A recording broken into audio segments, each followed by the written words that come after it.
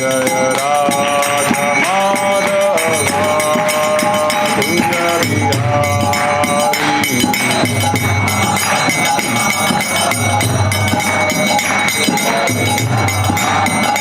जय राधा माधव कुंज बिहारी।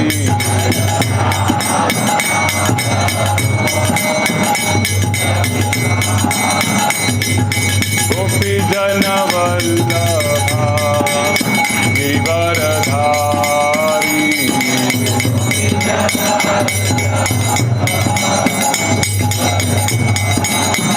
जय गोपी जन वल्लभा गिरिवरधारी।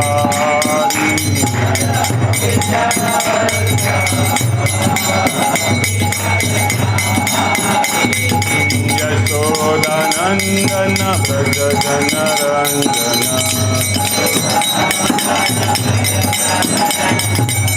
यशोदानंदन व्रज जन रंजन।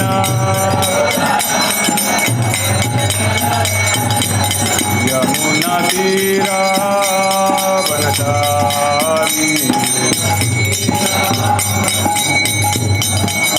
यमुना तीरा वनचारी। जय राधा माधव कुंज बिहारी।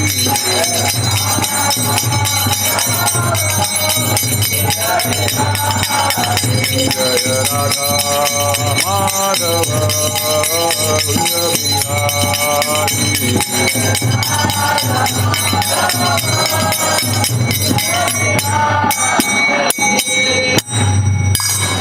श्री नाम संकीर्तन की प्रभुपाद की।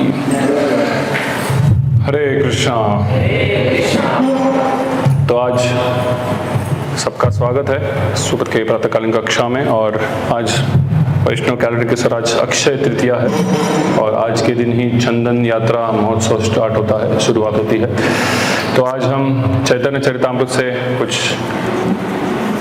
माधवेंद्रपुर की लीलाएं भी देखेंगे और अक्षय तृतीया का महत्व भी देखेंगे, क्या क्या महत्व है। तो पहले हम मंगलाचरण करते हैं। ओम अज्ञानतिमिरान्धस्य ज्ञानाञ्जनशलाकया चक्षुरुन्मीलितं येन तस्मै श्रीगुरुवे नमः। श्रीचैतन्यमनोभीष्टं स्थापितं येन भूतले स्वयं रूपा कदा मह्यं ददाति स्वपदान्तिकं। वन्देऽहं श्रीगुरो श्रीयुतापदकमलं श्रीगुरून् वैष्णवांश्च श्रीरूपं सागरजातं गहगण रघुनाथान्वितं तं सजीवं साद्वैतं सावधूतं परिजनसहितं कृष्णचैतन्यदेवं श्रीराधा कृष्णपादान् सहगण ललिता श्रीविशाखावितांश। नमः ओं विष्णुपादाय कृष्णप्रेष्ठाय भूतले श्रीमते भक्तिवेदांत स्वामिनिति नामिने। नमस्ते सारस्वते देवे गौरवाणी प्रचारिणे निर्विशेष शून्यवादी पाश्चात्य देशतारिणे। नमः ओं विष्णुपादाय कृष्णप्रेष्ठाय भूतले श्रीमते भक्ति सिद्धांत सरस्वती नामिने। श्रीवार्षभानवी देवी दायिताय कृपाद्भये कृष्ण संबंध विज्ञान दायिने प्रभवे नमः। माधुर्य उज्ज्वल प्रेमाध्या श्री रूपानुगा भक्तिदा श्री गौर करुणा शक्ति विग्रहाय नमोस्तुते। नमस्ते गौरवाणी श्रीमूर्तये दीनतारिणे रूपानुगा विरुद्धा अपसिद्धांत ध्वांतहारिणे।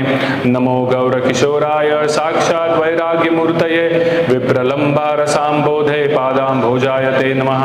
नमो भक्ति विनोदाय सच्चिदानंद नामिने गौर शक्ति स्वरूपाय रूपानुगावरायते।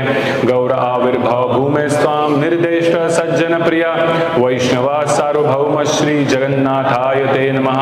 वाञ्छा कल्पतरुभ्यश्च कृपा सिन्धुभ्य एव च पतितानां पावनेभ्यो वैष्णवेभ्यो नमो नमः। नमो महावदन्याय कृष्ण प्रेम प्रदायते कृष्णाय कृष्ण चैतन्य नाम्ने गौरतुषे नमः। पंचतत्वात्मकं कृष्णं भक्तरूपा स्वरूपकं भक्तावतारं भक्ताख्यं नमामि भक्तशक्तिकं।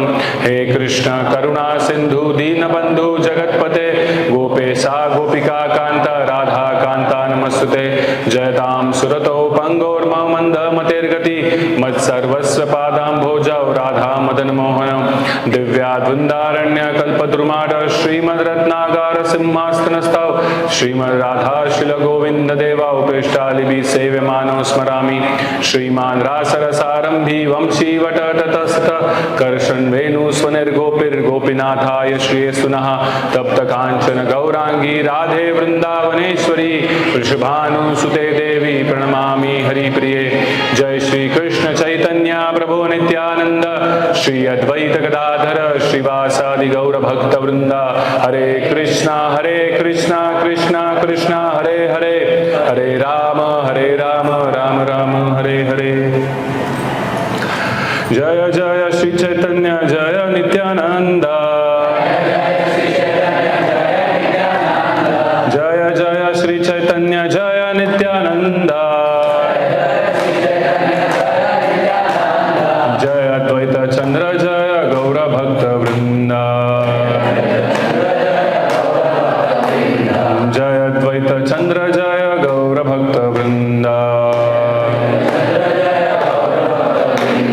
जय जय श्री चैतन्य जय नित्यानंद जय अद्वैत चंद्र जय गौर भक्त वृंद।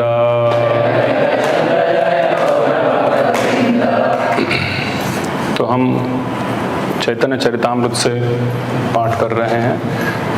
तो दो पाठ है अक्षय तृतीया का महत्व जो हम सेकंड पार्ट में देखेंगे। सबसे पहले माधवेंद्रपुरी की लीलाओं के बारे में चर्चा करते हैं। हम देख रहे हैं चैतन्य चरितामृत मध्य लीला अध्याय 4, जिसका शीर्षक है श्री माधवेंद्रपुरी की भक्ति। Can you tilt little bit towards my side.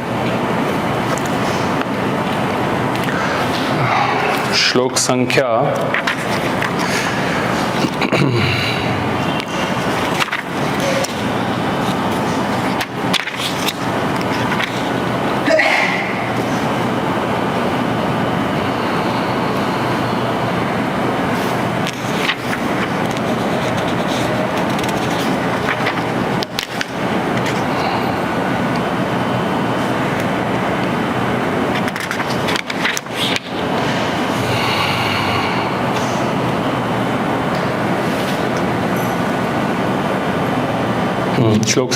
18।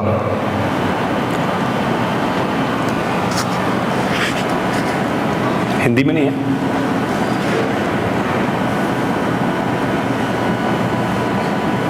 Okay.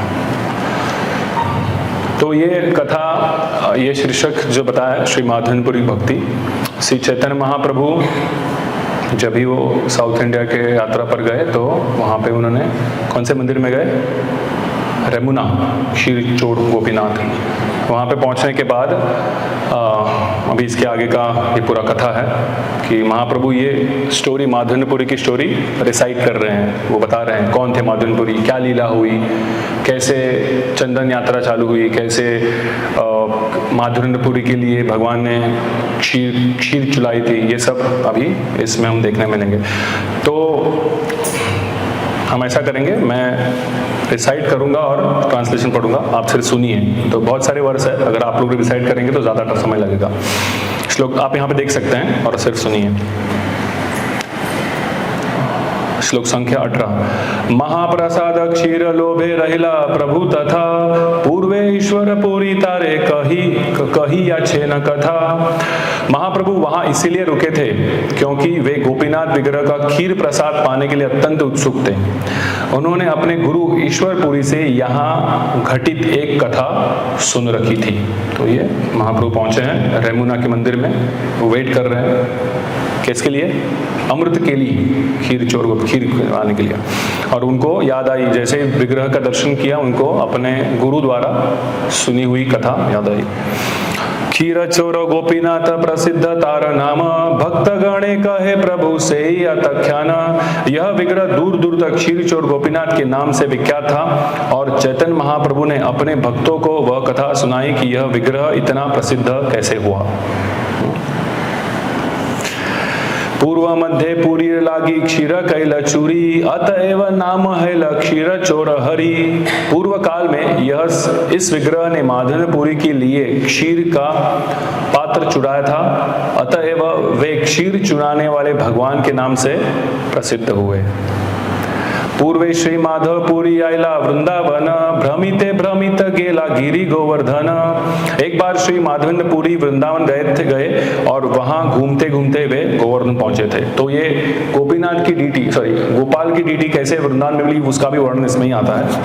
वहां थोड़ा आवाज कम करेंगे, ज्यादा आवाज सांबड़ी।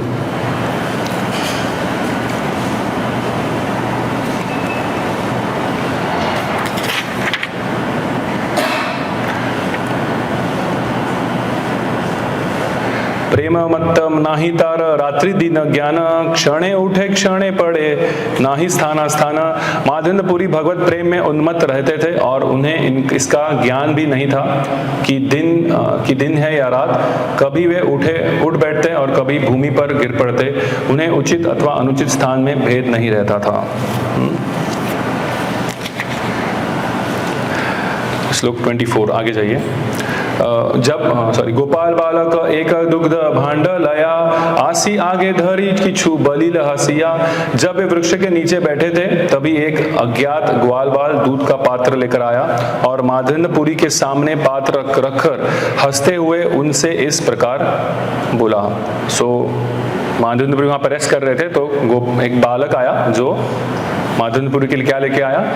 मिल्क, खीर नहीं, इधर मिल्क है। माधवपुरी अभी वृंदावन की बात चल रही है, वृंदावन में है वो। पूरी ये दुग्ध लया कर तुम्ही पान मागी केले नाही खाओ कीब कर ध्यान। हे माधवपुरी, कृपया मेरे द्वारा लाया हुआ दूध पीजिए। आप खाने के लिए कुछ भोजन क्यों नहीं मांग लेते? आप किस तरह का ध्यान कर रहे हैं? बालकेर सौंदर्य पूरी हैल संतोष ताहार मधुर वाक्य गेल भोक शोष। उस बालक के सौंदर्य को देखकर माधवपुरी अत्यधिक संतुष्ट हुए। उसके मीठे वचन सुनकर वे अपनी सारी भूख तथा प्यास भूल गए। पूरी कहे के तुम्ही कहाँ तुम्हारा वास के मते जानिल आमी करी उपवास। माधवपुरी ने कहा, उस बालक को पूछा, तुम कौन हो? तुम कहाँ रहते हो? तुम कैसे जान पाए कि मैं उपवास कर रहा हूं? बालक कहे, गोप आमी एही ग्राम में वसी आमार ग्रामे त केह ना रहे उपवासी। बालक ने उत्तर दिया, महाशय, मैं ग्वाल बाल हूं और इसी गांव में रहता हूं। मेरे गांव में कोई भूखा नहीं रहता। केह अन्न मागी खाय केह दुग्धाहार आयाचक जने आमी दीने त आहार।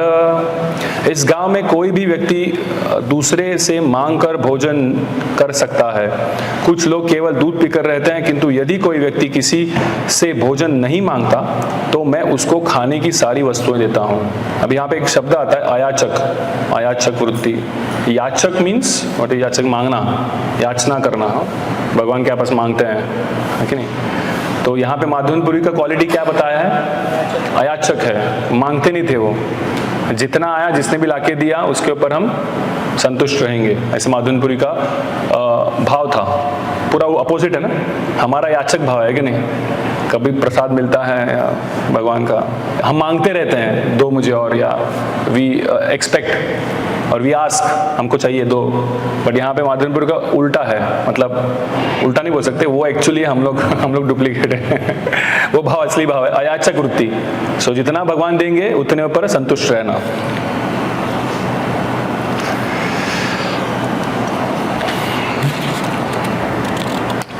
एक श्लोक आगे बालक कहते हैं, गोदहन करती चाही शीघ्र आमी याब आर बार आसी आमी एही भांड लैब। बालक ने आगे कहा, मुझे शीघ्र ही गायें धोने जाना है, किंतु मैं लौटकर यह दूध का पात्र आपसे लेने आऊंगा।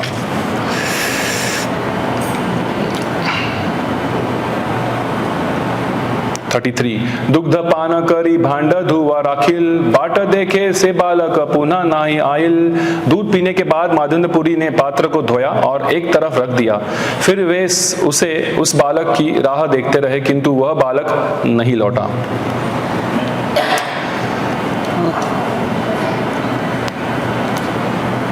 35 स्वप्न देखे से ही बालक सम्मुखे आसिया एक कुंजे लया गेला हाथे ते धरिया।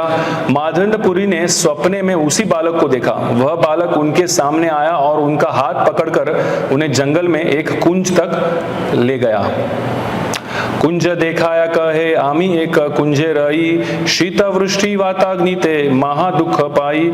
बालक ने माधंडपुरी को कहा कि वह कुंज दिखाया और कहा ये सब सपने में हो रहा है, मैं इसी कुंज में रहता हूं, अतः मुझे कड़ाके की ठंड, बरसती वर्षा, आयु तथा झुलसती गर्मी के कारण अत्यंत कष्ट हो रहा है।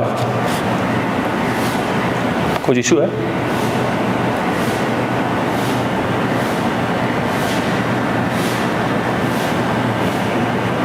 वो दूसरा लैप लगाओ ना, नीचे वाला, नीचे वाला। ये तो हाँ, ये वैष्णव आचार्य है। दिखाओ, फर्स्ट पेज पे है ना नीचे। ये इंग्लिश है ना, शायद से भागवतम का जो लगाते हैं उसमें लगाओ।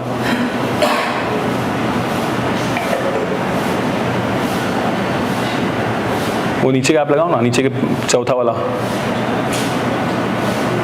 I am telling you fourth. हाँ, उसमें नहीं है, इसमें नहीं है। अच्छा,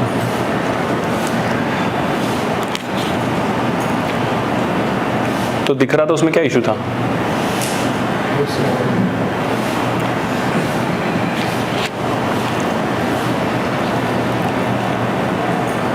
ठीक है ना?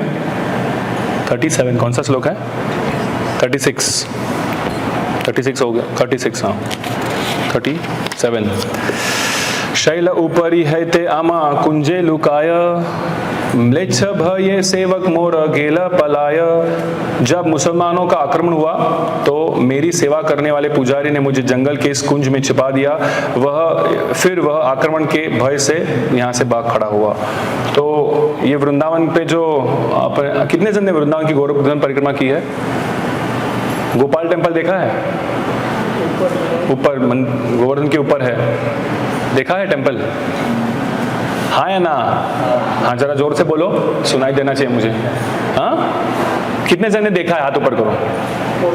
गोपाल टेम्पल नहीं देखा है? देखा है। बाकी जन ने कभी देखा नहीं वृंदावन परिक्रमा करते हुए? ओके हाँ, बिकॉज हम लोग जाते नहीं है। महाप्रभु का कहना है कि गोवर्धन के ऊपर हम पाँव नहीं रखते, because Govardhan is not different from Krishna. तो गोवर्धन के पार निकलते, तो मंदिर में हम जाते नहीं है दर्शन लेने के लिए, बट वहाँ पे गोवर्धन का गोपाल का मंदिर है। ब्रजवासी जाते हैं, सामान्य जन भी जाते हैं, बिकॉज हम महाप्रभु के फॉलोअर, तो हम नहीं जाते। महाप्रभु ने ना बोला है गोवर्धन को पाव रखने के लिए। गोवर्धन के ऊपर है गोपाल मंदिर, वो डीटी है। ये वहाँ की बात चल रही है कि जब भी माधवेंद्रपुरी गोवर्धन परिक्रमा करने गए तो वहाँ पे वो रुके। फिर गोपाल का उनको ड्रीम में दर्शन हुआ। गोपाल ने बताया कि मुझे किसने एस्टैब्लिश किया था? किसने एस्टैब्लिश किया था? वज्रनाभ ने एस्टैब्लिश किया था। और उसके बाद ये मुसलमानों का आक्रमण हुआ तो वहाँ के पुजारी ने क्या किया? मुझे जंगल में छुपाया, खुद भाग गया। तो अभी गोपाल जी कहाँ पे थे? अभी यहाँ पे गोपाल जी कहाँ पे है? जंगल में है। इसके आगे पढ़ रहा हूँ, समझ में आ रहा है ना? इधर से नहीं देखता, मेरे को सुनने में समझ में आ रहा है ना? हाँ। सेई है ते रही आमी एही कुंज स्थाने भाल हैला आयला आमी काढ़ सावधाने। ये गोपाल जो है ना, वो डीटी बता रही है माधवेंद्रपुरी को, सपने में आई है और अभी माधवेंद्रपुरी को सपने में बता रही है सब गोपाल डीटी। 43। अच्छा, आपको ऐसा नेक्स्ट करने पड़ रहा है। बाहर रहो ना, एक काम करो ना, बाहर रहो। उसमें एडवांस पे जाओ, एडवांस व्यू करो, show advance view.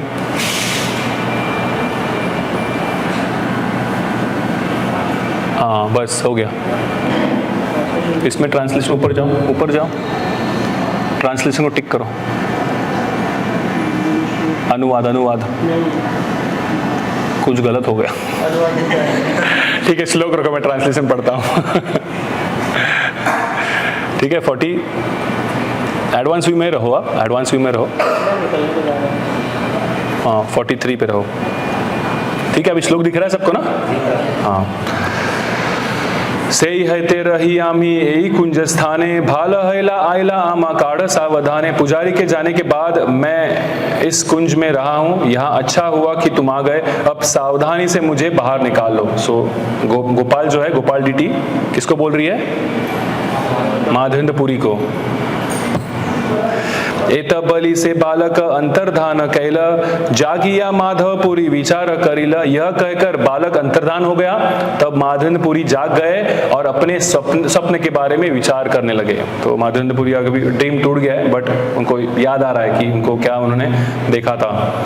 Shri Krishna के देखी नु मोई नारी नु चीनिते, एत बलि प्रेमावेशे पड़ीला भूमिते।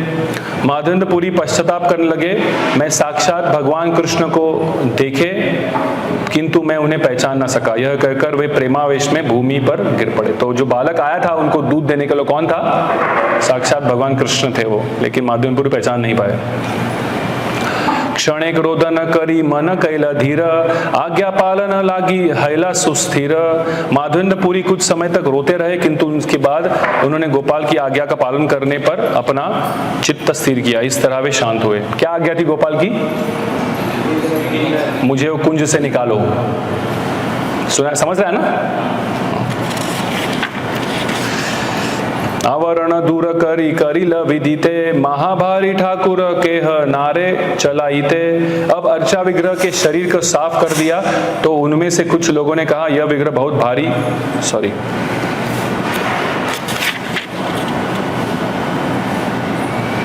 मैं आगे गेला 47 प्रातः स्थान करी पूरी ग्रामे मध्य गेला, सब लोग एकत्र करी कही ते लागेला।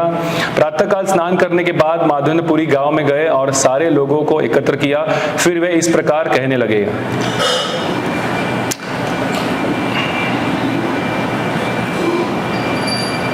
50 श्लोक नंबर 50। शूनी लोक तार संगे चलिला हरिषे, कुंज काटी द्वार करी करिला प्रवेशे। यह सुनकर सारे लोग अत्यंत हर्षित हो माधवेंद्रपुरी के साथ चले। उनके निर्देशानुसार उन्होंने झाड़ियां काटकर रास्ता बनाया और जंगल में प्रवेश किया। श्री राधा माधव की, जगन्नाथ बलदेव सुभद्रा मैया की, श्री गौर निताय की, श्रीला प्रभुपाद की। ठाकुर देखिल माटी तृणे आच्छादित, देखी सब लोक हैल आनंदे विस्मित। जब उन्होंने अर्चा विग्रह को धूल तथा घास से ढका देखा तो सब आश्चर्य तथा हर्ष से भर गए। तो माधवेंद्रपुरी ने गांव के लोगों को भी साथ में लिया और वहां पे क्या करने लगे? झाड़ी में से गोपाल को निकालने का पूरा प्रयास कर रहे थे, तो उनको ये अर्चा विग्रह दिख गया।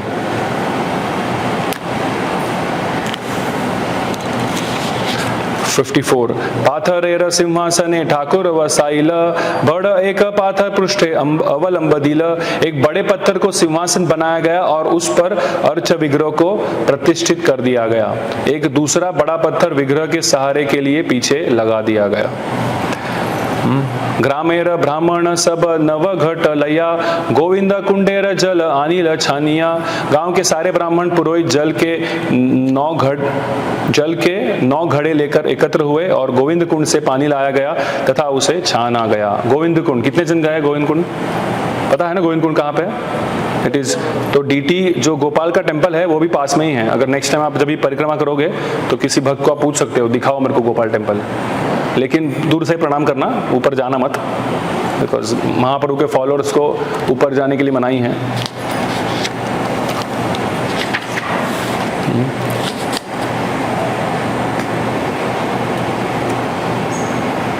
अब इसके बाद जो है डीटी को अर्चा विग्रह स्थापन किया गया, उनका अभिषेक किया गया, जल अभिषेक किया, उसके बाद धूप दीप सर अर्पण किया, उसका पूरा वर्णन है।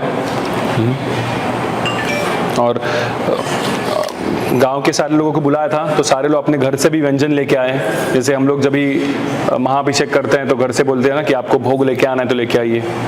तो बहुत सारे जन वहां से भोग भी अपने घर से लेके आए।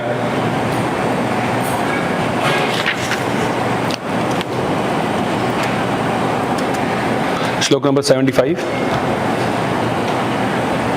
हे न मते अन्नकूट करिल साजन, पूरी गोसाई गोपाले रखे कैला समर्पण। इस प्रकार अन्नकूट उत्सव मनाया गया और श्री माधवेंद्रपुरी गोस्वामी ने स्वयं गोपाल को हर वस्तु का भोग लगाया। जो भी लेके आए थे गोपाल के लिए उसका भोग लगाया गया।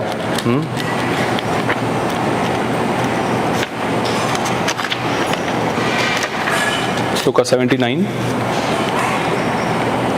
एक दिनेर उद्योगे इच्छे महोत्सव कैला, गोपाल प्रभावे हय अन्य नो जानिला। अभी बहुत सुनो, ये बहुत अच्छा है। यह अद्भुत महोत्सव तथा श्री गोपाल जी की प्रतिष्ठा दोनों की व्यवस्था एक ही दिन में हो गई थी। निस्संदेह यह सब गोपाल की शक्ति से संभव हो सका, इसे भक्तों के अतिरिक्त कोई दूसरा नहीं समझ सकता। सो माधवेंद्रपुरी को ड्रीम कभी आया, जब भी वो रेस्ट कर रहे थे रात को, तभी ड्रीम आया। सुबह उठे, गांव वालों को लेके गए, डीटी को बाहर निकाला, उसको प्रस्थापित किया, उसी दिन भोग लगा, उसी दिन अभिषेक हुआ, उसी दिन सब प्रतिष्ठापना हो गई, उसी दिन अन्नकूट फेस्टिवल भी हो गया। ये सब क्या हुआ एक दिन में। प्रभुपाद क्या तात्पर्य लिखते हैं, मैं पढ़ता हूँ, अच्छे सुनो। खोलो ओपन दैट, बहुत अच्छे से प्रभुपाद ने लिखा है। हाँ, कुछ ही समय में 5 साल के भीतर कृष्ण भावनामृत आंदोलन सारे विश्व में फैल गया है और संसारी लोग यह देखकर अत्यंत आश्चर्यचकित है। किंतु श्री चैतन्य महाप्रभु की कृपा से हम जानते हैं कि कृष्ण की कृपा से सब कुछ संभव है। तो फिर कृष्ण को 5 वर्ष क्यों लगे? तो वे 5 ही दिन में अपने नाम तथा यश को सारे विश्व में जंगल की आग की तरह फैला सकते हैं। जिन लोगों की कृष्ण के प्रति श्रद्धा तथा भक्ति है वे समझ सकते हैं कि यह सब श्री चैतन्य महाप्रभु की कृपा के से कितने अद्भुत ढंग से घटित होते हैं। हम तो निमित्त मात्र है। कुरुक्षेत्र भीषण युद्ध में अर्जुन मात्र 18 दिनों के भीतर ही विजयी हुआ, क्योंकि उस पर कृष्ण की कृपा थी। हमें पता है चैतन्य चरितामृत का वो स्टोरी आता है। प्रभुपाद ने रामेश्वर स्वामी, वो बीबीटी इंचार्ज थे, और उसके चैतन्य चरितामृत लिखने के पहले उन लोग हर एक महीने में हर एक किताब छापते थे।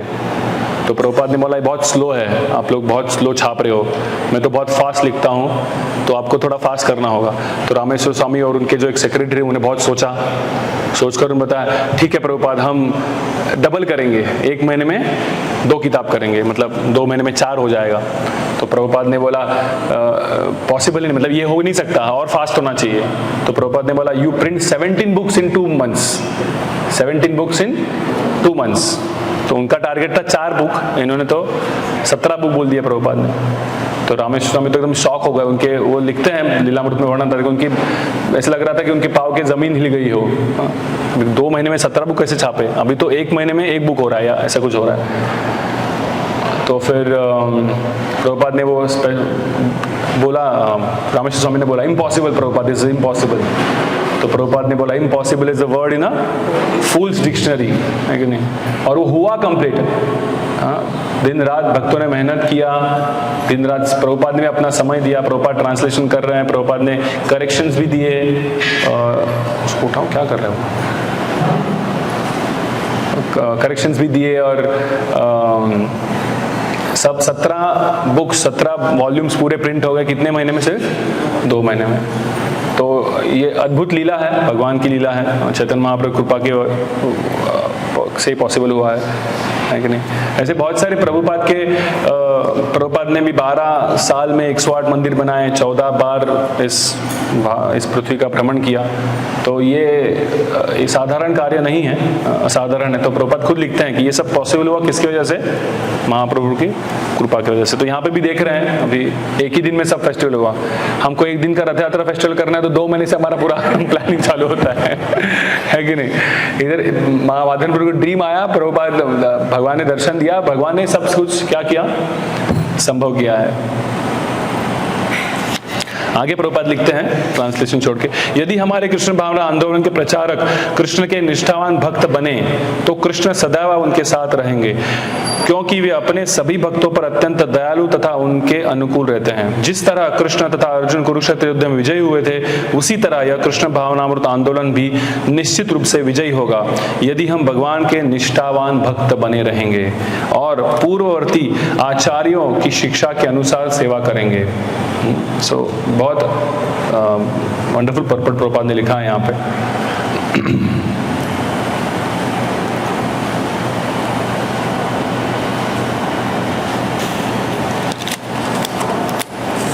इसके बाद पूरा वर्णन आता है कि माधवेंद्रपुरी ने कैसे अभी यहाँ पे तो माधवेंद्रपुरी ने गांव के कुआं, ये अभी जैसे भिवंडी मंदिर बन गया है 2021 में, किसको पता नहीं था, बट अभी भिवंडी में पता चला, कल्याण में पता चला, फिर थोड़ा और दूर जा रहा है ख्याति वैसे ही वहाँ पे गोपाल जी का भी मंदिर बन गया, तो स्लोली स्टडीली क्या हुआ, उसका जो ख्याति है गाँव आजू बाजू गाँव में फैलने लगा, और फिर दूर दूर से लोग भी क्या करने आए, दर्शन करने आए। तो इसका पूरा यहाँ पे वर्णन है।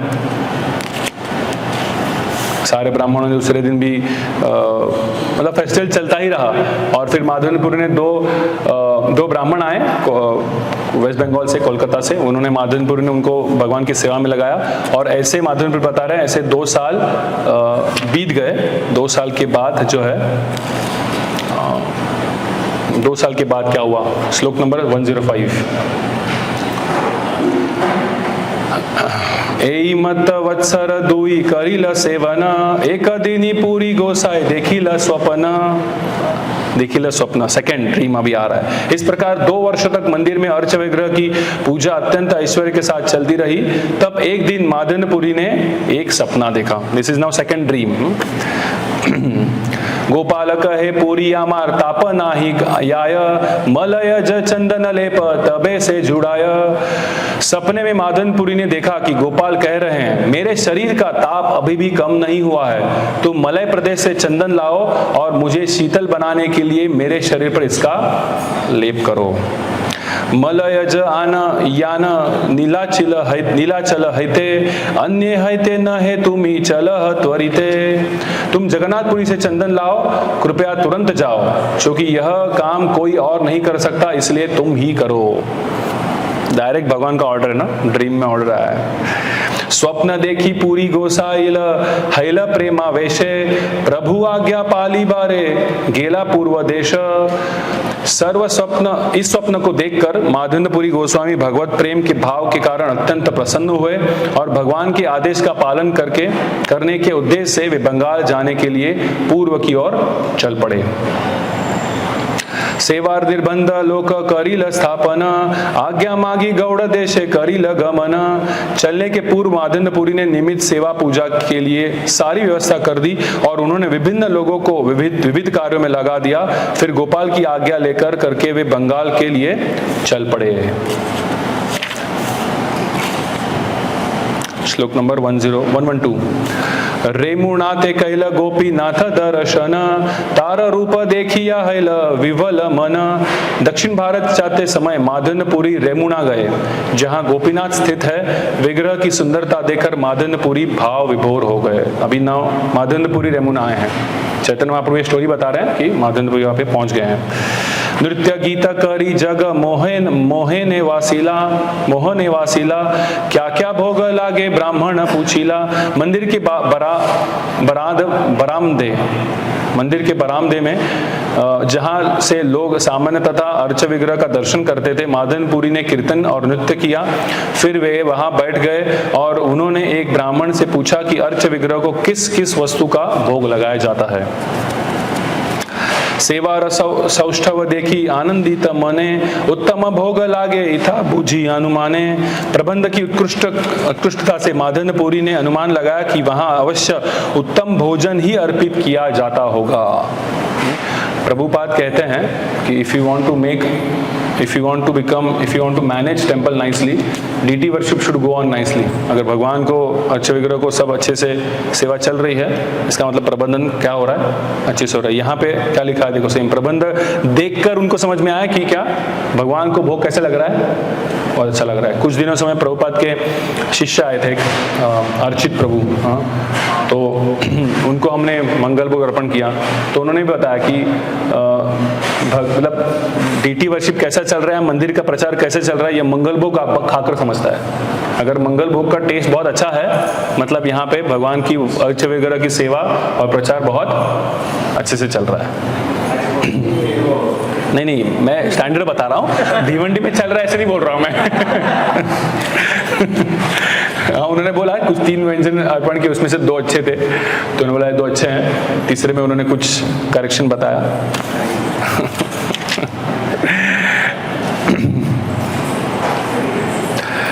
ये छे इहा भोग लागे सकल ऐ पूछिब, तै छे भी आने भोग गोपाले लगाइब। माधवेंद्रपुरी ने सोचा, मैं पुजारी से पूछूंगा कि गोपीनाथ को किस प्रकार का भोजन अर्पित किया जाता है, जिससे हम भी अपने रसोई घर में उनकी व्यवस्था करें कि वैसा ही भोजन श्री गोपाल को अर्पित कर सके। So this is a consciousness, है कि नहीं? सोच रहे कि मैं गोपाल की अभी तक सेवा करने आया हूं कि गोपाल के भी क्या मैं कैसे व्यंजन बना सकता हूं।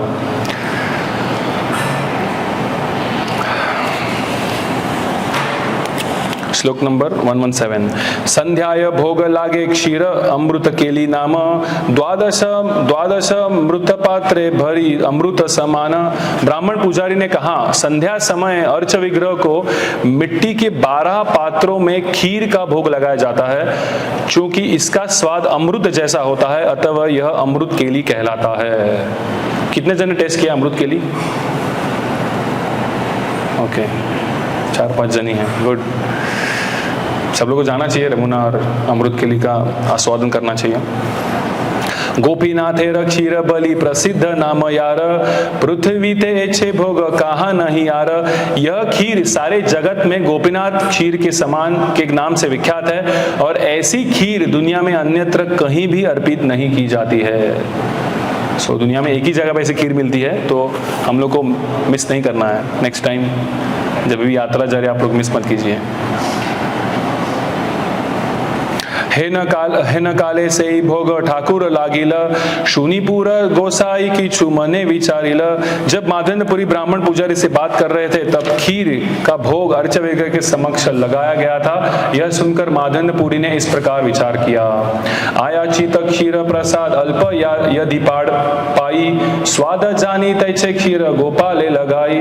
यदि मुझे बिना मांगे थोड़ी सी खीर मिल जाए तो मैं उसे चख लूं और ऐसी ही खीर अपने भगवान गोपाल के लिए तैयार करूं।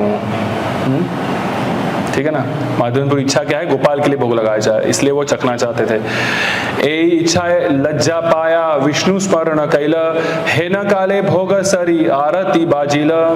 जब माधवेंद्रपुरी ने खीर चखने की इच्छा हुई तो उन्हें बहुत लज्जा हो गई, अतः वे तुरंत ही भगवान विष्णु का चिंतन करने लगे। जब वे इस प्रकार भगवान विष्णु का चिंतन कर रहे थे, तब भोग का अर्पण समाप्त हो गया और आरती शुरू हो गई। आरती देखिया पूरी कैल नमस्कार, बाहिर आयला कारे किछु नाही कहिल आर। आरती समाप्त होने के बाद माधवेंद्रपुरी ने अर्च विग्रह को नमस्कार किया और फिर मंदिर से बाहर चले गए। उन्होंने किसी से और कुछ भी नहीं कहा। यहाँ पे आ रहा है नेक्स्ट वर्स, अयाचित वृत्ति पूरी विरक्त उदास, अयाचित पाइले खाना न है उपवास। श्री माधवेंद्रपुरी भिक्षा मांगने से बचते थे। वे पूर्णतया विरक्त और भौतिक वस्तुओं के प्रति उदासीन थे। बिना मांगे यदि कोई खाने के लिए कुछ दे देता तो खा लेते, अन्यथा वे उपवास करते थे। सो अगर कोई दे रहा है तो एक्सेप्ट करो, otherwise fasting, nothing to eat. प्रेमामृते तृप्त क्षुधा तृष्णा नाही बाधे, क्षीर इच्छा हैल ताहे माने अपराधे। माधवेंद्रपुरी जैसा परमहंस सदैव भगवान के प्रेम भक्ति से संतुष्ट रहता है। भौतिक भूख प्यास उनके कार्यकलापों में बाधक नहीं बन सकते। जब उन्हें अर्च विग्रह को अर्पित थोड़ी खीर खाने की इच्छा हुई तो उन्होंने सोचा कि उनसे अपराध हुआ है, क्योंकि वे अर्च विग्रह को भोग लगाई जा रही वस्तु को खाना चाहते थे। तो उनका विचार किसके लिए था एक्चुअली? कि वो गोपाल को सेम व्यंजन भोग लगा सके। उनकी इच्छा नहीं कि मुझे खाना है, तो भी उन्होंने क्या सोचा, ये क्या है? ये अपराध है कि मैं ये चखने का इच्छा जता रहा हूं, ये अपराध है कि नहीं? ग्रामेर शून्य हाटे वसी करे न कीर्तन, एथा पुजारी कराइल ठाकुर शयन। माधवेंद्रपुरी मंदिर से बाहर चले गए और गांव के खाली बाजार में बैठ गए। वे वहां बैठकर कीर्तन करने लगे। इसी बीच मंदिर के पुजारी ने अर्च विग्रह को शयन कर दिया। 127 उठ पुजारी कर द्वार विमोचन क्षीर एक राखियाछि सन्यासी कारण। हे पुजारी कृपया उठो, मंदिर का द्वार खोलो, मैंने खीर का एक पात्र सन्यासी मादनपुरी के लिए रखा है। डीटी बता रही है। दढ़ार अंचले ढाका एक क्षीर हय तोमर ना जानी लाता आमर माया।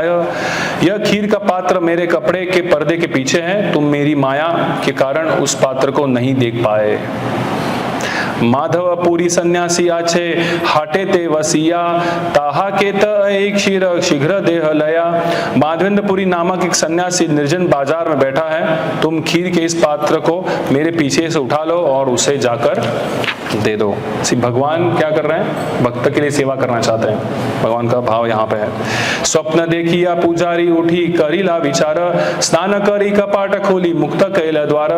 स्वप्न पूरे होने पुजारी तुरंत शैया से उठ खड़ा हुआ और उसने अर्च विग्रह के कक्ष में प्रवेश करने के पूर्व स्नान करना उचित समझा। फिर उसने मंदिर का द्वार खोला। धड़ार आंचाल तले पापाइल से खीर स्नान लेपी खीर लया हईल बाहिर। अर्चा विग्रह के निर्देशानुसार पुजारी ने खीर का पात्र कपड़े के पर्दे के पीछे पाया। उसने वह पात्र हटाया और उस स्थान को साफ किया जहां वह रखा था। उसके बाद वह मंदिर से बाहर चला गया। तो then he went to search Madhavendrapuri. कहाँ पे?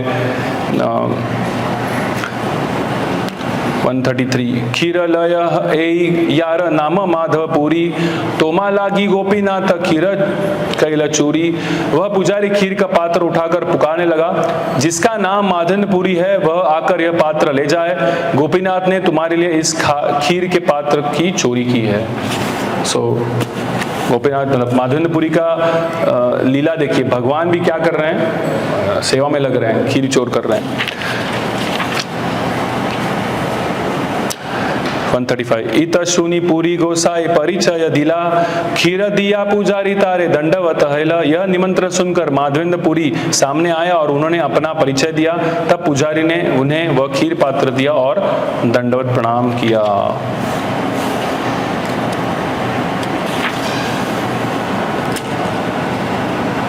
फिर वो माधवेंद्रपुरी लेते हैं, फिर भगवान को दंडवत करते हैं। तो वहां पे उन्होंने सोचा कि अगर ये पब्लिक को पता चल जाता है कि भगवान ने मेरे लिए खीर चुराई तो क्या होगा? लोग मुझे आकर क्या करेंगे? दंडवत प्रणाम चालू करेंगे, मुझे बहुत बड़ा भक्त समझ लगेंगे। तो उससे अच्छा माधवेंद्रपुरी वहां से क्या किया? वो वहां से निकल गए, उन्होंने वहां से पलायन किया। और फिर वहां पे उनका जो इच्छा था, उनका जो ध्येय था वो क्या था? चंदन लाना। किधर जाकर?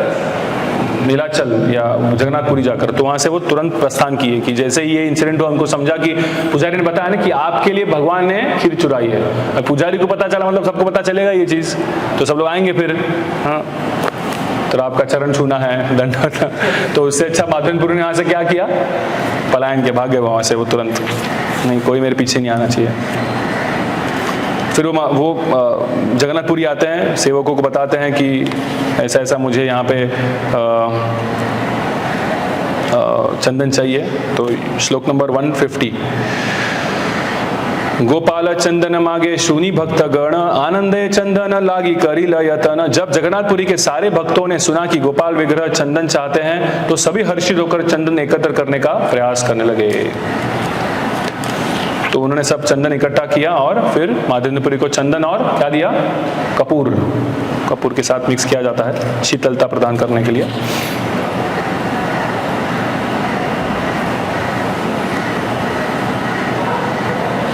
श्लोक नंबर 158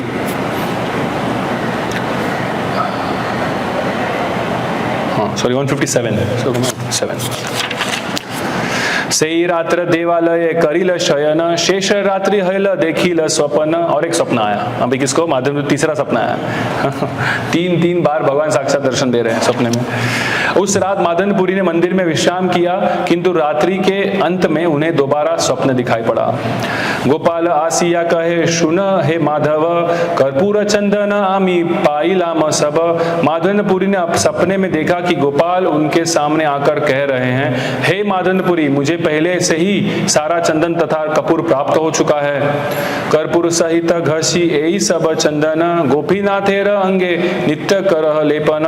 तुम सारे चंदन को कपूर के साथ घिसकर तब तक गोपीनाथ के विग्रह पर इसका प्रतिपादन कर लेप करते रहो जब तक यह समाप्त न हो जाए। तो जितना चंदन उनको मिला था माधवनपुरी को, वो पूरा कितने दिन चला? 21 दिन। इसलिए 21 दिन की चंदन यात्रा होती है। तो भगवान ने भी आदेश दिया, जब तक वो चंदन मिला है, जब तक घिस रहे हो घिसो, मुझे लेप लगाओ, जब भी खत्म हो जाएगा तो फिर वो मेरा शरीर जो है शांत हो जाएगा, ठंडा हो जाएगा, क्योंकि उसके लिए आए थे वो। आगे बता रहे, गोपीनाथ आमार से ही एक अंग है, इहा के चंदन दिले हबे मोर तापक्षय। मेरे शरीर तथा गोपीनाथ के शरीर में कोई अंतर नहीं है, वे अभिन्न है। अतएव यदि तुम गोपीनाथ के शरीर पर चंदन लेपन करते हो तो वह मेरे शरीर पर लेप करने के समान ही है। इस प्रकार मेरे शरीर का ताप कम हो जाएगा। So Gopinath, Gopal, they are not different. द्विधा ना भावीह ना करीह किछु मने, विश्वास करी चंदन देह आमार वचने। मेरे आदेशानुसार कार्य करने में तुम तनिक भी संदेह मत करो, मुझ पर विश्वास रखकर जो आवश्यक हो वह करो।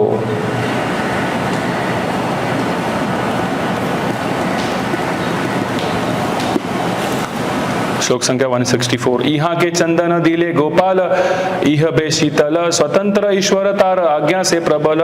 यदि गोपीनाथ के शरीर पर चंदन का लेप किया जाए तो गोपाल शीतल हो जाएंगे। आखिर पूर्ण पुरुषोत्तम भगवान पूर्णतः स्वतंत्र है, उनका आदेश सर्वशक्तिमान है। सो यहाँ पे जो भगवान का आदेश डायरेक्टली माधवनपुरी को मिला, ही एक्सेप्टेड एंड उन्होंने क्या किया, ये चंदन गोपीनाथ को लगाने को प्रबंध कर दिया। तो ऐसे ही ये पूरी स्टोरी है माधवेंद्रपुरी की।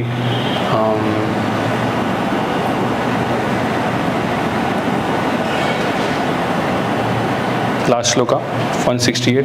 प्रत्यय चंदन पराय यावत हिल अंत, तथाय राहिल पूरी तावत पर्यंत।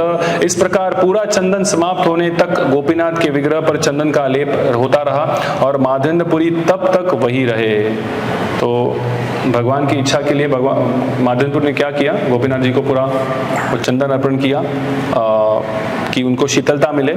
और माधवेंद्रपुरी के चरण कमलों के ऊपर हम फॉलो करते हुए भी प्रभुपाद ने भी हमें बताया है कि जैसे ही अक्षय तृतीया होती है, अक्षय तृतीया से लेकर 21 दिन तक हम भगवान को चंदन लगाए जाए। जितना संभव है उतना हम करें।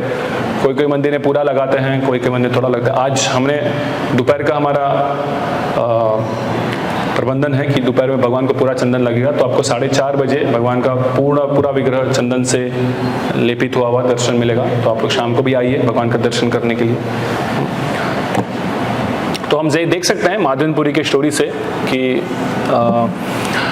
माधवेंद्रपुरी जो है ये कोई साधारण व्यक्ति नहीं थे। भगवान ने उनको 3 बार आकर दर्शन दिया, स्वयं निर्देश दिया कि कैसी सेवा होनी चाहिए, है कि नहीं। तो भगवान जो डीलिंग्स करते हैं ये सबके साथ ऐसे डीलिंग्स नहीं होते हैं कि नहीं, कि कोई भी आके किसके भी सपने में आए, किसके साथ भी चर्चा किया। कृष्ण अर्जुन को भी क्या बताया था, क्यों मैं तुमको यह गीता बता रहा हूँ, भक्तों सी में सखा चेती रहस्य में तदुत्तमम, तुम मेरे भक्त हो इसलिए मैं तुमको ये रहस्य बता रहा हूँ। ऐसे ही शुद्ध भक्तों को ही ऐसे भगवान दर्शन देते हैं, या भगवान चूज करते हैं ना किसके सामने प्रकट होना है, किसके सामने नहीं प्रकट होना है। महाराज नारद मुनि को भी दर्शन दिया था कुछ समय के लिए, ध्रुव महाराज को दिया कुछ समय के लिए। तो हमें समझना चाहिए कि ये सब शुद्ध भक्तों को भगवान बहुत आसानी से दर्शन देते हैं। तो सेवा कर मतलब भगवान यहाँ पे कह रहे हैं कि मुझे भी सेवा करनी है, तो मैं आपके हाथ से सेवा करना चाहता हूँ। बट हम तो एक होता है ना कि ये शुद्ध भक्तों का क्वालिफिकेशन है कि हाँ भगवान की सेवा करने में भगवान को दर्शन दे रहे हैं। हमारा क्वालिफिकेशन क्या है? What is our qualification to get service from the lord? भक्तों का, शुद्ध भक्तों का समझ सकते हैं, माधवेंद्रपुरी हो गए, कृष्ण हो गए, या हमारे पूर्व आचार्य हो गए। हमारा क्वालिफिकेशन क्या हो सकता है? हमारा क्वालिफिकेशन है हमको डायरेक्ट भगवान दर्शन देंगे, सेवा में लगाएंगे, आओ मेरे को चंदन लगाओ राधा माधव का, ऐसा होगा क्या? तो हमारा क्वालिफिकेशन क्या है फिर? हमारा क्वालिफिकेशन है कि प्रभुपाद के चरणों में गिर पड़ो, प्रभुपाद जो सेवा देंगे वो मिलेगा, उससे संतुष्ट रहो। क्योंकि शुद्ध भक्त जो सेवा मिलेगा हमको, वही हमको करने को ये अपॉर्चुनिटी हमारे लिए है कि नहीं? बड़ी अपॉर्चुनिटी है कि सोचो भगवान यहाँ पे माधवेंद्रपुरी को सेवा करने को दे रहे, भगवान ने प्रभुपाद को अपने सेवा में लगाया इतना बड़ा प्रचार करने के लिए। और अभी इस्कॉन मंदिर खड़ा, इतने सारे मंदिर बन गए हैं, अभी हमें उस मंदिर में सेवा करने का अवसर मिल रहा है। कितना हम सोच सकते हैं, कितना हमारा सौभाग्य है। ये डायरेक्ट सेवा करने जैसा ही हुआ ना, प्रभुपाद ने जो मंदिर बनाया उसमें हम सेवा करने मिल रहा है। अगर प्रभुपाद ने इस्कॉन नहीं बनाया होता तो आपको लगता है कृष्ण हमें सपने में आते और हमको दर्शन देते, आओ सेवा करो मेरी? होता था चंदन लगाओ मुझे वृंदावन में आकर? मुझे तो नहीं आता सपना, आप में से कोई हो सकता है नहीं ना? तो देखो मतलब प्रभुपाद की कृपा हमारे ऊपर कितनी है, शुद्ध भक्तों की कृपा कितनी है, उनकी कृपा के हमको अपॉर्चुनिटी मिला है। तो हमें कितना ग्रैटिट्यूड होना चाहिए। हमको मंदिर में सेवा करने का अवसर मिल रहा है, मंदिर में प्रसाद लेने का अवसर मिल रहा है, मंदिर में रहने का अवसर मिल रहा है। ये कोई प्रभुपाद कहते हैं ना, our ISKCON temple are like they are like oasis in the vast desert. Desert में ओएसिस मतलब पानी का जो एक कुंड रहता है, इतने बड़े डेजर्ट को क्या बोलते हैं? रेगिस्तान में, वैसा है। प्रभुपाद कहते हैं ISKCON temples are like Goloka की एम्बेसी है इस मटेरियल जगत में। वहाँ पे हमको आने मिल रहा है, दर्शन करने मिल रहा है, वहाँ पे हमको सेवा करने मिल रहा है। कितना हमारा सौभाग्य, कितना हम कृतज्ञ होने चाहिए। बट हम हमेशा रोते ही रहते हैं, प्रभु ये नहीं हुआ, वो नहीं मिला, खाना अच्छा नहीं है, वो नहीं है। हमारे कंप्लेंट्स बहुत ज़्यादा होते हैं, ग्रेटिट्यूड से ज़्यादा क्या होते हैं? कंप्लेंट्स ज़्यादा होते हैं, है कि नहीं? और अभी समझो ना, किसी इस धरती पर हमको अगर एक अपॉर्चुनिटी मिल रहा है कि हमारा क्वालिफिकेशन हो गया आईटी इंजीनियर, सॉफ्टवेयर इंजीनियर, और हमको अपॉर्चुनिटी मिला किधर? माइक्रोसॉफ्ट में काम करने के लिए या गूगल में काम करने के लिए, हम कितना हर्षोल्लासित हो जाएंगे ना। करोड़ों का पैकेज मिला है कि नहीं? बिल गेट्स के लिए काम कर रहा हूँ मैं, है कि नहीं? यूएस जाने का मौका मिला है, इतना बड़ा पैकेज मिला है, और बिल गेट्स हमको सब सुविधा दे रहा है या सैलरी दे रहा है। बिल गेट्स थोड़ा सुनाएगा भी, थोड़े ताने भी सुनने पड़ते हैं, उसमें भी हम क्या करते हैं, लेकिन वो ताने सुन लेते हैं। किसके लिए? क्योंकि इतना बड़ा पैकेज मिल रहा है ना, बता कि नहीं?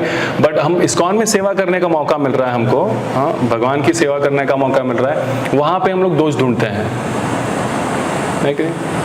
मतलब बिल गेट्स के लिए सेवा करके क्या मिलेगा? 1 करोड़ का पैकेज, सिर्फ इस धरती का कुछ एक बड़ा अवसर मिलेगा एंजॉय करने का। बट प्रभुपाद की सेवा करके या इस्कॉन की सेवा करके हमको डायरेक्ट गोलोक जाने का अवसर मिल रहा है। इतना बड़ा हमको अपॉर्चुनिटी है, और वो अपॉर्चुनिटी हम क्या कर रहे हैं? उसके लिए हम लोग छोटे छोटे रीजन के ऊपर तानाशाही कर रहे हैं या कंप्लेंट्स कर रहे हैं। प्रभु जी अच्छा नहीं है, वो अच्छा नहीं है, समझ में आ रहा है? तो माधवेंद्रपुरी को भगवान ने सेवा डायरेक्ट दिया, लेकिन प्रभुपाद की कृपा की वजह से हमको यहाँ पे सेवा मिल रहा है। हमको डायरेक्ट सेवा मिलने भी नहीं रहा था, हमारा क्वालिफिकेशन भी नहीं है कि हमको डायरेक्ट भगवान की सेवा करने का, चंदन दर्शन करने का। चंदन से सब लोग आकर 1 हफ्ते से 10 दिन से चंदन घिस रहे हैं, है कि नहीं? यहाँ पे कौन घिस रहा था चंदन? वो जो पुजारी थे रेमुना के, वो कर रहे हैं सब लोग। हमारा क्वालिफिकेशन है करने का। क्यों मिल रहा है हमको सेवा? प्रभुपाद की वजह से मिल रहा है। तो हमको कितना ग्रेटिट्यूड चाहिए कि हमको सेवा करने का अवसर मिल रहा है, जिस सेवा से हमको भगवत धाम जाने का मौका मिल रहा है। सिर्फ कुछ गिने चुने अमाउंट्स का पैकेज नहीं मिलने वाला।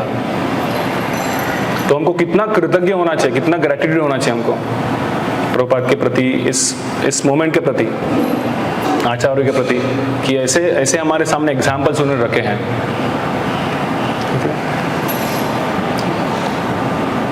हरे कृष्ण।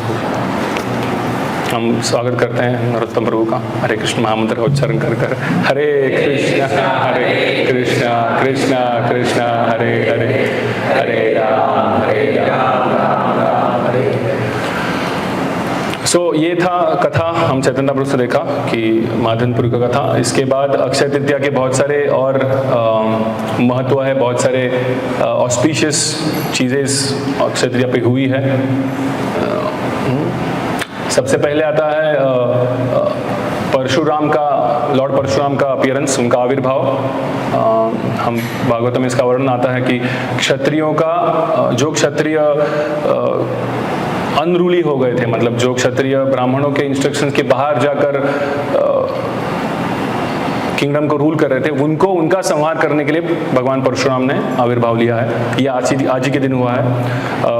त्रेता युग का पहला दिन भी आज के दिन ही हुआ है।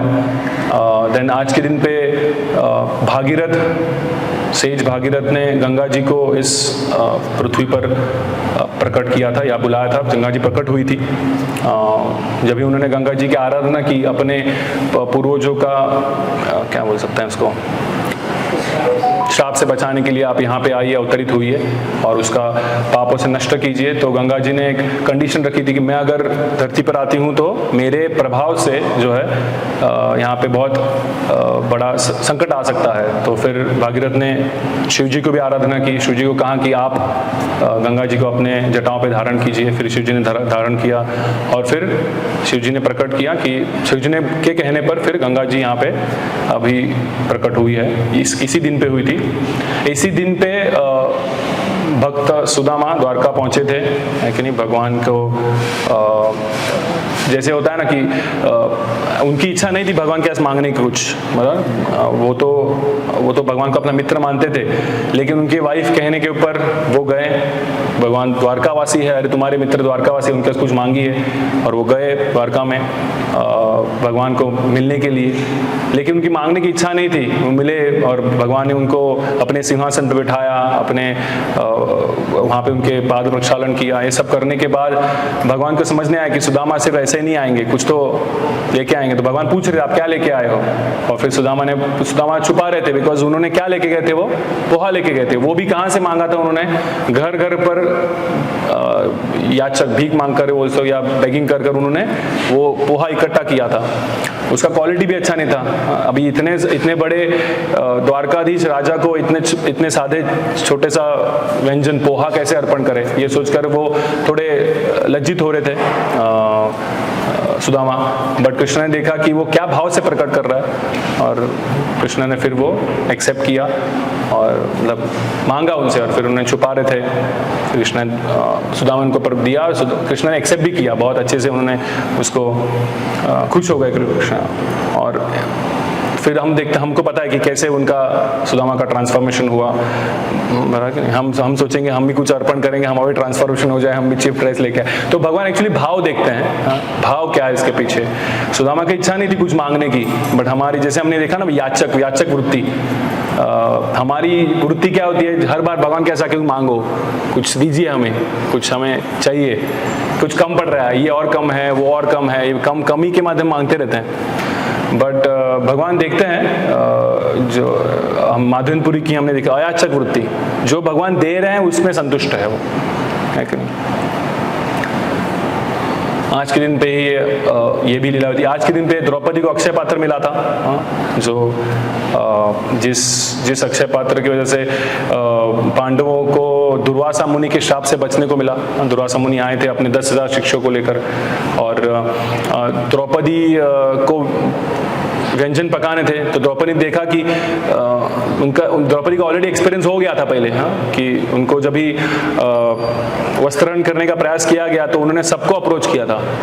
उनके पति को अप्रोच किया था, द्रोणाचार्य को अप्रोच किया, पितामह को, कोई बचाने नहीं आया। आखिर में उनको किसको बुलाया था, भगवान को पुकारा, भगवान उनको बचाया। तो ये टाइम उन्होंने कोई विलंब नहीं किया। ये टाइम उनको जैसे पता चला दुर्वासा मुनि आए हैं, मुझे बचाना है, पांडवों के पास गए ही नहीं, वो डायरेक्ट उन्होंने कृष्ण को ही पुकारा, डायरेक्ट कृष्ण को पुकारती हूँ, क्योंकि पता चला ना अभी कौन बचाने वाला है, हमको कृष्ण ही बचाने वाले हैं। डायरेक्ट भगवान का ही आराधना की, भगवान की आराधना नहीं कर, भगवान क्या बोल रहे हैं, भगवान ने तुरंत बोला कि एक दाना ढूंढ के दो, बस वन। कोई कहता है वो साग था, कोई कहता है राइस था, जो भी हो, बट भाव क्या था, वो एक दाना से भगवान संतुष्ट हुए, क्योंकि प्रेम से द्रौपदी ने अर्पण किया। और जैसे ही भगवान संतुष्ट हुए, इमीडिएटली जो दुर्वासा मुनि उनके शिष्य थे उनको डकार आने लगी, उनका पेट भर गया और वो सब भागने लगे। भीम उनके पीछे भाग रहा है उनको पुकारने के लिए। उनको लग रहा है भीम अभी बहुत क्रोधित हो गया, हम भाग रहे इसलिए। हमने ड्रामा किया था 2 साल पहले, राइट? हमारे किधर गए वो सुशील प्रभु ने बहुत अच्छा सा द्रौपदी का नाटक किया था, तो रोल निभाया था। आज के दिन पे ही गणेश जी ने महाभारत लिखने का शुरुआत किया था। आज के दिन पे चंदन यात्रा शुरू होती है और आज के दिन पे ही सबसे इम्पोर्टेंट जो है वो है जगन्नाथ जी का रथ बनाने का शुरुआत होता है अक्षय तृतीया के दिन। हर साल नए रथ बनते हैं भगवान के लिए, है कि नहीं? नए रथ हर साल भगवान के लिए बनाए जाते हैं। वो भी एक नहीं, 3 रथ बनते हैं भगवान के लिए, जगन्नाथ जी के लिए एक, बलदेव जी के लिए एक और सुभद्रा मैया के लिए। हर साल नए रथ बनते हैं। तो कितने, मतलब जगन्नाथ भगवान, तो हर साल उनके लिए नया रथ कार्ड बनता है। अंबानी भी नहीं खरीद, रिलेटिव्स के लिए हर साल 3 नया गाड़ी है कि नहीं? तो जगन्नाथ मतलब भगवान भी कौन है? पूरे इस जगत के नाथ है, तो उनके लिए तो इतना बड़ा बनता ही है, उनके लिए बनना ही चाहिए इतने बड़े रथ। तो ये सब ऑस्पिशियस एक्टिविटीज आज हुए हैं। बट एक हम देख सकते हैं, अक्षय तृतीया भक्तों के लिए अक्षय तृतीया क्या महत्व है।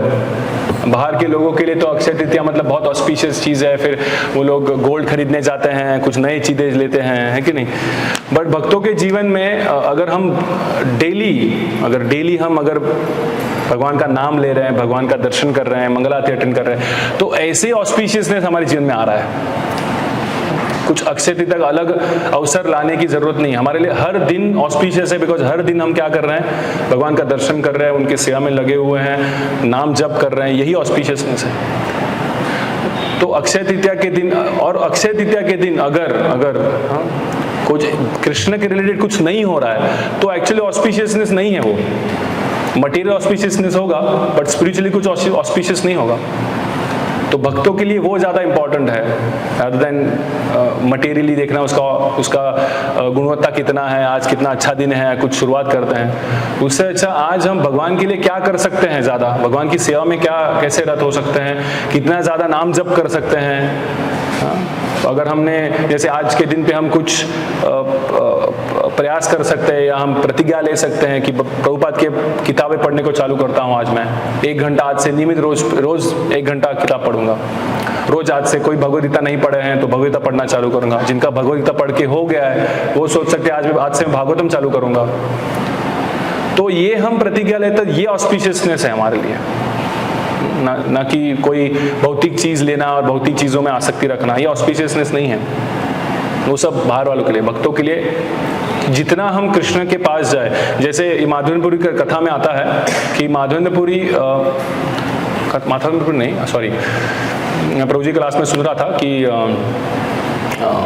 Bhurijan Prabhu, you said Bhurijan Prabhu, yeah, Bhurijan Prabhu was giving that he went to Jagannath Puri और उन्होंने जगन्नाथ जी को याचना की। अभी फॉरेनर्स को जगन्नाथ पुरी के दर्शन देने को अलाउड नहीं है मंदिर जाकर, तो बाहर से वो याचना कर रहे थे पतित पावन जगन्नाथ के कि आपकी इच्छा से जो मेरे जीवन में कृष्णा कॉन्शियसली अच्छा होना और जिससे मैं आपके ज्यादा नजदीक आ सकूं, ये चीज आप मेरे को दीजिए। मतलब ऐसा नहीं मांगा कि मुझे ये चाहिए, मुझे वो चाहिए, किस कारण से या किस चीज से मैं आपके पास ज्यादा आ सकूं, आपकी भक्ति में ज्यादा लग सकूं, वो मुझे आज दीजिए। उनकी प्रार्थना थी। और फिर ऐसी प्रार्थना कर रहे थे और अंदर से पुजारी ने उनको जगन्नाथ जी के विग्रह लाके दिए। जो विग्रह इस जो हम बता रहे थे जगन्नाथ जी को काट बनता है, रथ बनता है, ये रथ से बने हुए थे, रथ के लकड़े से बने हुए थे, वो उनको लाके मिले, ये पुजारी ने अंदर से लाके दिए। तो वो ये नहीं मांग रहे कि मुझे मेरे प्रॉब्लम्स हटा दो या मुझे मेरे जीवन में सुख शांति लाओ, ये नहीं, याचना नहीं कर रहे कि मैं कैसे आपके पास और नजदीक आ सकूं। तो हम भी यहाँ पे भगवान के सामने जब भी खड़े होते हैं और हम भी मांगते हैं भगवान के पास, हर एक जन मांगता है, याचना हर एक जन की होती है। तो याचना करना गलत नहीं है, लेकिन याचना का मूड क्या है? हम कुछ मटेरियल चीज मांग रहे हैं, कुछ भौतिक चीज मांग रहे हैं, या भगवान के नजदीक जाने के लिए स्ट्रेंथ मांग रहे हैं, वो बहुत इंपॉर्टेंट है। तो अक्षय तृतीया के दिन हमको ये प्रयास करना है, ये प्रार्थना रखनी है कि ऑस्पिशियस डे तो है ही, बट इसमें हम ज़्यादा से ज़्यादा भगवान की सेवा में कैसे ज़्यादा लगे और ज़्यादा अपॉर्चुनिटी हमको कैसे मिले। अगर मैं 16 माला नहीं कर रहा हूँ तो 16 माला कैसे चालू करूँ, अगर मैं किताब नहीं पढ़ रहा हूँ तो कैसे मैं उसमें किताब पढ़ने के लिए ध्यान दूँ, इसके ऊपर ज़्यादा हमारा जोर होना चाहिए। और वही ऑस्पिशियसनेस है हमारे लिए, सिर्फ जब करना ही ऑस्पिशियसनेस है। प्रभुपाद के शिष्य जो है प्रभुपाद को लेटर लिखते थे बहुत और बताते थे ये समस्या है वो समस्या है। प्रभुपाद का एक स्टैंडर्ड आंसर होता था सबके लिए, chant 16 rounds and follow 4 degree principles, Krishna will protect you. Till the time you are chanting 16 rounds, Krishna will protect you. जब तक हम 16 माला कर रहे हैं भगवान हमारी रक्षा करेंगे। तो हमारे लिए वो ज़्यादा महत्वपूर्ण है, अक्षय तृतीया हो ना हो, हमारे लिए वही इंपॉर्टेंट है कि हम भगवान का निरंतर नाम जप करते रहे, जैसे हमको आचार्य ने बताया है। उनका मार्गदर्शन का पालन करने का हमें अवसर मिल रहा है। जैसे मैंने बताया प्रभुपाद ने हमारे लिए अवसर दिया है, बहुत हमारा ग्रैटिट्यूड, हमारा इतना कृतज्ञता होना चाहिए, और वो कृतज्ञता से चलते हुए हमें ये प्रोसेस को अच्छे से फॉलो करना है, तो हमारा जीवन सफल है। हरे कृष्ण। हाँ, किसी का कोई प्रश्न?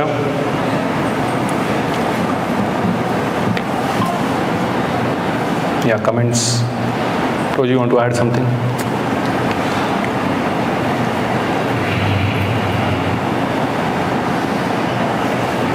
हरे कृष्ण। अक्षय तृतीया महामहोत्सव की, माधवेंद्र पुरी की, चैतन्य चरितामृत की, श्रील प्रभुपाद की।